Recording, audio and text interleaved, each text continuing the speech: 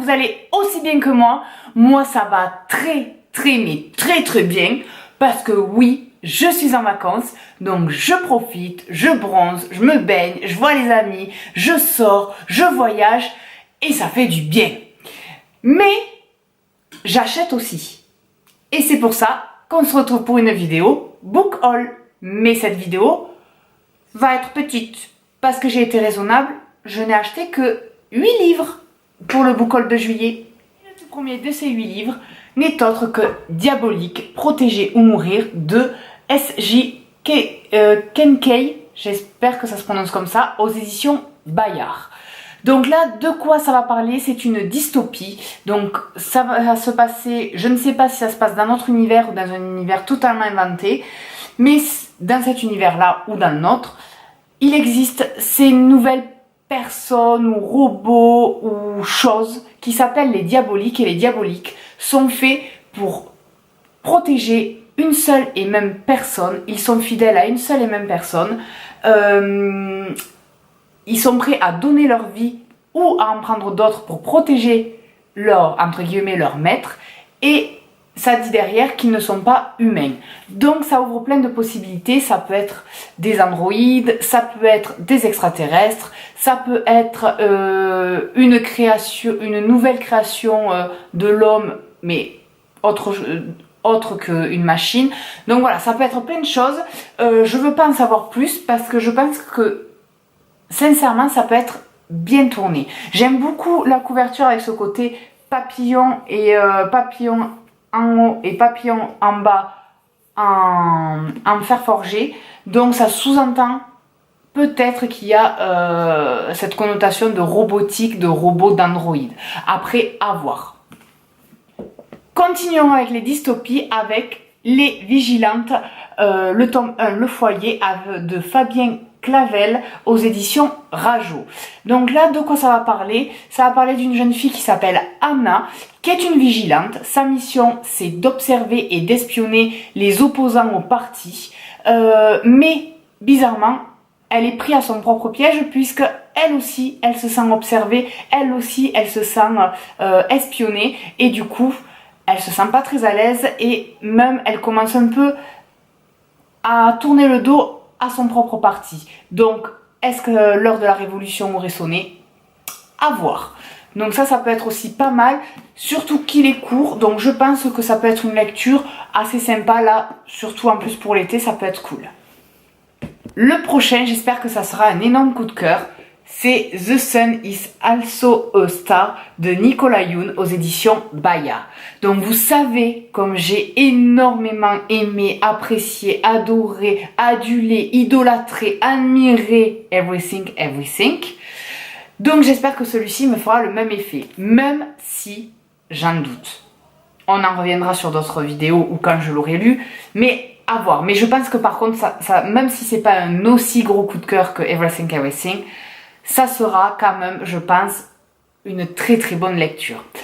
De quoi ça parle? J'ai pas trop envie de vous en dire parce que sincèrement, je trouve que les livres de Nicolas Yoon, il faut les découvrir en les lisant. Donc, je vais juste vous dire que ça parle de Daniel et de Natacha, qui sont deux jeunes, un jeune homme et une jeune fille, qui vivent aux États-Unis et qui n'ont que 12 heures pour se rencontrer, se connaître et s'aimer, au-delà de leurs différences, mais aussi de leurs points communs.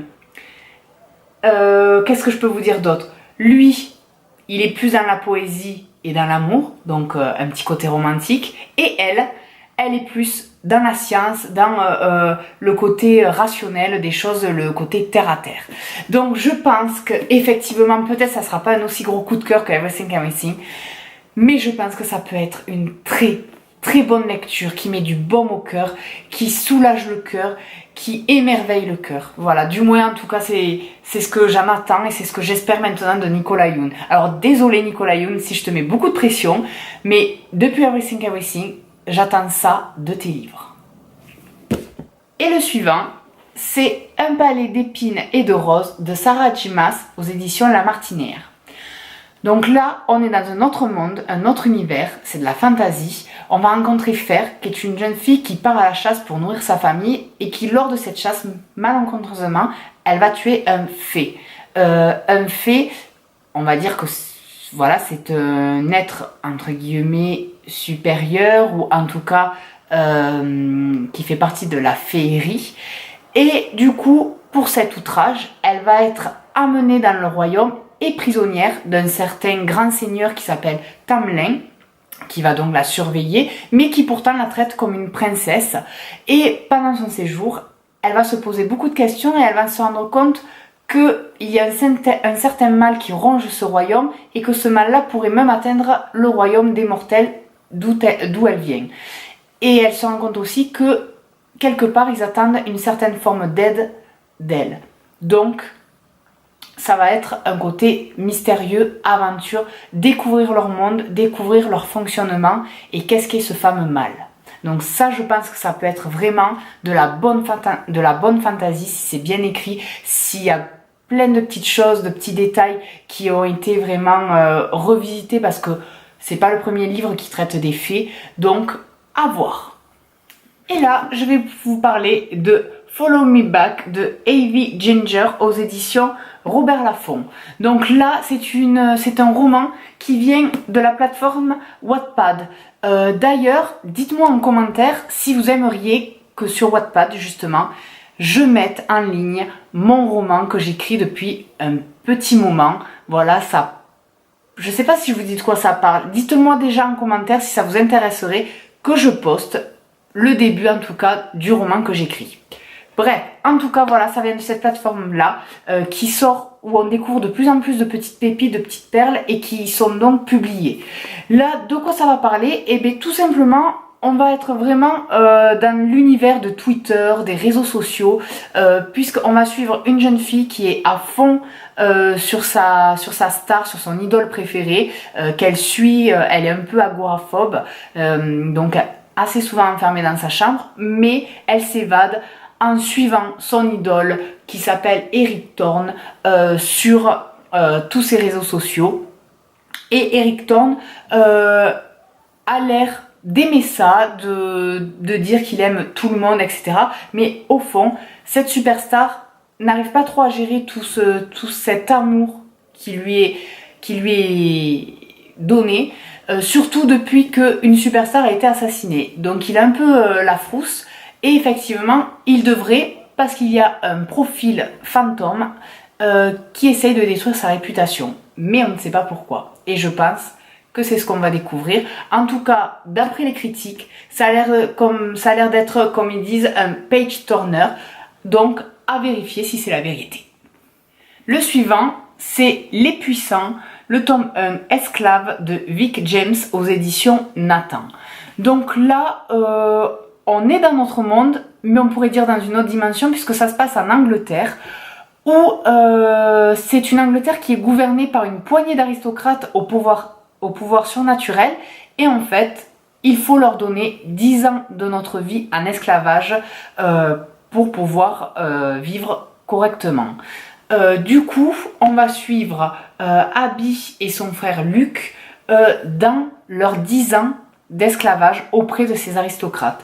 Mais comme vous l'imaginez bien, ça va aussi parler de révolution, d'esprit libre, de liberté. Donc voilà, c'est tout ce qu'on aime. Surtout, je trouve de plus en plus, si les dystopies plaisent autant, c'est parce que je pense que nos sociétés sont un peu à bout de souffle et c'est ce qu'on ressent. On a l'impression d'être piégé, d'être emprisonné, d'être un peu esclave de nos sociétés et on aimerait changer ça. Et restons du côté de l'Angleterre avec Shade of Magic de V.I. Schwab aux éditions Lumen. C'est un livre qui a eu pas mal de très bonnes critiques et c'est une trilogie. Et du coup, on va suivre Kel, qui est le dernier magicien de sang, qui a le don de voyager à travers plusieurs univers. Et en tout, il en existe 4. Sauf qu'à chaque fois, on va se retrouver dans Londres. Donc voilà pourquoi je dis rester du côté de l'Angleterre, puisqu'à chaque fois, on va être dans la ville de Londres. Mais des villes de Londres qui ne se ressemblent pas, puisque dans un monde, vous avez la magie qui est vraiment existante et qui est omniprésente. Dans un autre, pas du tout. Dans un autre, oui, elle existe, mais il faut se battre presque pour la posséder. Voilà un peu le concept des différents mondes. Après, je n'en dis pas plus pour vous laisser le plaisir lors de la lecture. Mais déjà, moi, ça me donne envie, rien que ce thème-là. Et du coup, qu'elle va enfreindre une règle par rapport à son don, voilà, puisque forcément tout cet univers-là est géré par des règles, et il va en enfreindre une pour en fait défier la famille royale qui en plus l'avait adopté. Donc vous imaginez bien que ça va créer toute une aventure, plein de problèmes et plein de choses à découvrir. Donc ça, je pense que ça peut être du très très bon fantasy, du bon fantastique, vraiment un côté un peu, je trouve, un peu de mélange entre Harry Potter et ouais, il y a un mélange d'Harry Potter et de monde parallèle, quoi.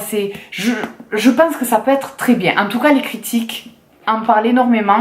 Donc je pense que c'est pas pour rien, donc vivement qu'on s'y penche dessus, non? Et le dernier, c'est Parfum d'amour de Stacey Lee aux éditions Michel Lafon. Donc celui-ci, j'avoue que moi je prépare des listes en fait de ce que je veux acheter. Je les repère ou je sens les livres qui m'intéressent. Celui-ci, je n'y pensais même pas, je ne l'avais pas vu, je n'en avais pas entendu parler.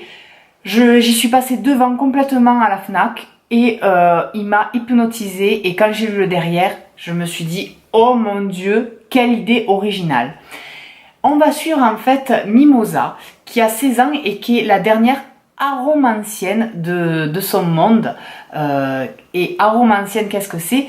Eh bien c'est qu'elle a la capacité de sentir les fragrances imperceptibles aux autres, et donc du coup d'en faire des filtres d'amour pour assortir les âmes sœurs, pour trouver et rapprocher les âmes sœurs. Sauf que ce don-là qui est si précieux, et bien si elle tombe amoureuse, son don disparaît. Et forcément qu'un jeune garçon va entrer dans l'histoire, mais il va entrer surtout dans l'histoire parce que Mimosa va faire la terrible erreur de mélanger un peu ses filtres d'amour. Et donc du coup ça va causer pas mal de bazar, je pense, dans son entourage, mais surtout dans sa vie à elle. Donc ça, je pense que ça peut être topissime. Quoi, j'espère en tout cas que je vais avoir un côté romantique, un côté très métaphore, très imagé au niveau des senteurs, au niveau des couleurs, au niveau des sentiments. Voilà, j'en entends pas mal de choses quand même de celui-ci. Voilà mes amours, ce book haul de juillet est fini. J'espère que ça vous a plu. Certes, il était un peu court parce que je pense que 8 livres achetés, pour moi, je pense que c'est un record de n'acheter que 8 livres. En tout cas, voilà, j'espère que ça vous a fait découvrir des nouveautés, que ça vous a donné envie de lire certains livres, que ça vous a fait tout simplement voyager. Si vous êtes encore bloqué au boulot ou dans les devoirs de vacances ou je ne sais quoi, que vous n'êtes pas au bord de la plage ou pas en vacances, et bien j'espère que ça vous a donné une petite parenthèse. En tout cas, moi je vous fais plein de gros bisous et on se retrouve sur les réseaux sociaux qui s'affichent juste après. Moi je vous fais plein de gros bisous et à bientôt.